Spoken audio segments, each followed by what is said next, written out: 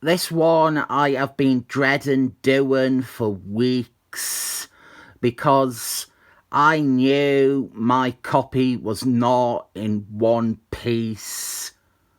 But it's not in the worst condition once you get past the initial thing.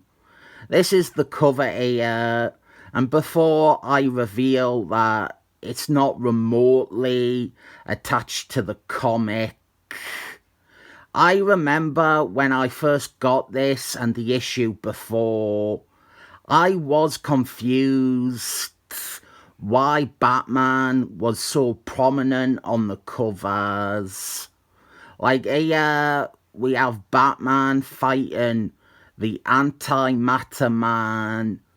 Something that not only doesn't happen, but something that is illogical and makes zero sense on the cover, because Batman is apparently a giant all of a sudden, since you can see his fella Justice League members are also on the cover in Antimatter Man's hands and flying around them.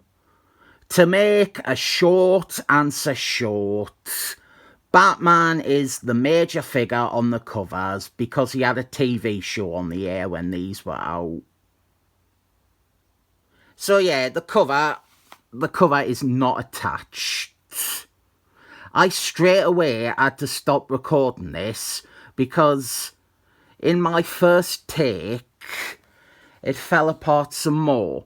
The back cover fell off just as I was specifying that only the front cover had fallen off. Oh, the back cover's come off now as well. That's new. It would be easy enough to reattach this cover with some of my patented, well-placed tape. I don't think there's another way you could reattach it. The front cover and the back cover are no longer together. You wouldn't be able to restable it unless you used tape to connect the cover to the back again. I didn't like restapling stuff anyway, because usually when stuff has fallen apart due to the stapling, it has already got a huge gap or tearing on the cover from where the staples once were. The first few pages of this issue focus on the less interesting part of the story, which is the Justice League and Justice Society of Superheroes fighting Mr. Grumpy. And then also they are fighting Blockbuster Video as featured on the Suicide Squad in the crossover Legends. Simple Silver Age superhero fights, and the more intriguing bits are in space because Spectre is fighting the Antimatter Man, and now the other heroes are flying off to space to join them because, you see, Spectre is stopping two Earths from colliding with each other with his body. He is holding them apart. This is great. I love this. I love big, dumb, cosmic shit. This is one of the definitive Spectre moments for me. Him holding two planets back from crashing into each other.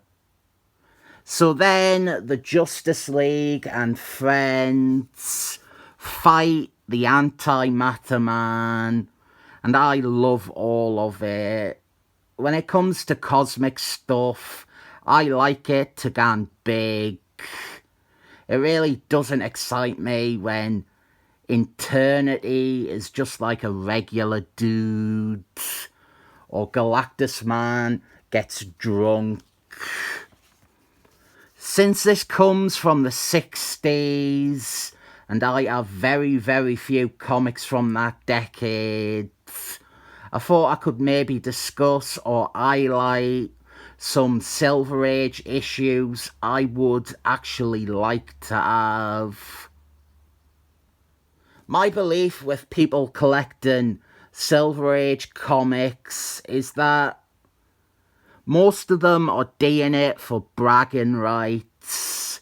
You cannot really read Silver Age copies of comics because they end up like this, with a cover missing or pages falling out.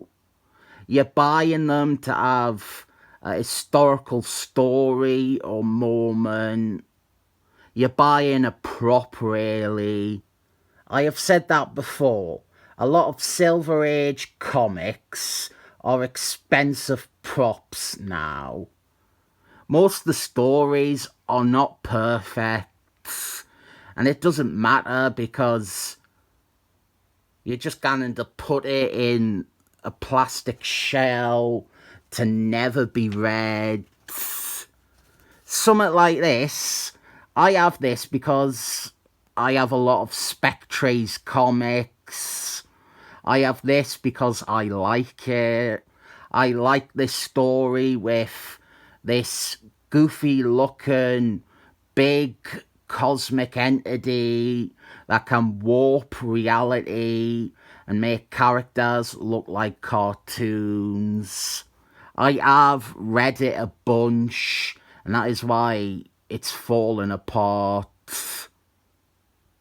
Although it was actually like this when I got it, and the seller didn't admit it. Had it not been, it would have ended up like this anyway. I have actively read this. So finally, let's do what I said I was going to do, which was talk about other 60s comics I'd like to add to my collection. The Jim Strunke Captain Americas. They were the first ones to come to me mind. The 3 issues of Captain America, written and drawn by Jim Strunke. Issues 110, 111, and 113. 112 was a fill-in. I would love them. Great comics. First appearance of Madam Hydra 2. Didn't think I will ever own them. Same guns for Avengers, number 9. The first appearance of Wonder Man. I want that because I actually do like the story there, and I like Wonder Man. There are 3 other Avengers issues, 20, 21 and 22. I want those because they have... And now one of my viewers really hates the Don of the Eck family. They really hate his art. Not that he's a member of the Mafia, but in those 3 issues he is inked by Wally the Woodpecker, and it looks fantastic. Avengers issue 20 might be the only comic I have ever seen that advertises and bigs up an inker on the cover. Wally the Woodpecker makes the Don of the Eck family look great. This is the end of the story, but I've not even listed any Silver Age DC I'd want. Probably because most of Silver Age DC is seriously lagging behind Marvel. There is one Fantastic Force issue, Stanley Lee and Jack Quimby. I used to have a bedsheet with that cover on, and I would like that. Issue 54, I think. Probably unattainable, like most of the ones I've listed. By the way, I do have some other Silver Age issues. It's not just these two Justice Leagues. I hazard to review them because they will end up without a cover or a back like this. So, with Justice League issue 47 here, I didn't think I said its number at the start. This is issue 47. And I enjoy it and all its ridiculousness. 7 thumbs up.